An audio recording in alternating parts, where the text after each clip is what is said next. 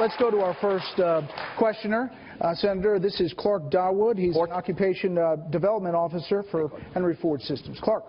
Hi, thank you. My question has to do with, I'm a first-generation Chaldean American, and I watch what happens in the Middle East. I'm personally, as well as just as a person, horrified because that's where my father is from. Left unchecked, ISIS is going to perpetuate genocide on a number of religious minorities in that area, and I'm wondering how you, in your foreign or your military policy, will address that crisis. Thank you very much for that important question. All of us, I think, can agree that ISIS is a barbaric organization that has to be destroyed. The question is, how do we do it most effectively? One of the differences between Secretary Clinton and myself is I voted against the war in Iraq. She voted for the war in Iraq. And in many ways, a lot of the turmoil and the instability that we're seeing right now resulted from that disastrous decision. The lesson that I have learned from the war in Iraq is that the United States cannot and should not do it alone. We have got to work in coalition. King Abdullah of Jordan, I think, made a very profound statement a couple of months ago, and he said, you know, what's going on there right now is a war for the soul of Islam. And the people who have got to most effectively deal with that issue are the Muslim nations themselves. They are the ones on the ground who are going to have to destroy ISIS. And I agree with that. I will do everything that I can to keep American troops out of perpetual warfare in the Middle East. But I do believe, along with a coalition of the major countries on earth, the United States, UK, France, Russia, I believe we should support the Muslim troops on the ground with air attacks, with military equipment, and with all of the help that we can provide. But it should not be our troops on the ground for many, many reasons. Senator, if I could follow up, do you think what's happening to Christians in the Middle East should be classified as genocide?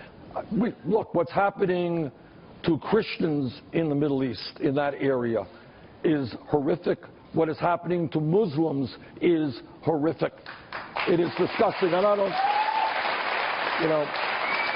don't know that we have to put a word on it. But when you have a group, I mean, what can we say about these people? They are killing children because they are going to school, girls who are going to school.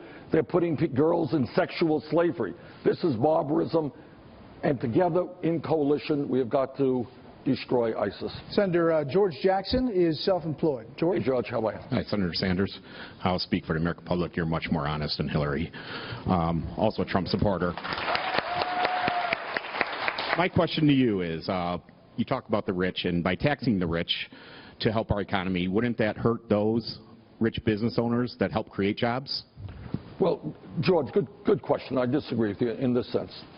We got to put into context what's happened in the last 30 years. And what's happened in the last 30 years, as you may know, you can tell me if you disagree with me, but the facts are there has been a massive transfer of wealth from the working class and the middle class to the top 1/10 of 1%. And right now we have seen a doubling of wealth owned by the top 1/10 of 1%. 1/10 of 1% now owns almost as much wealth as the bottom 90%.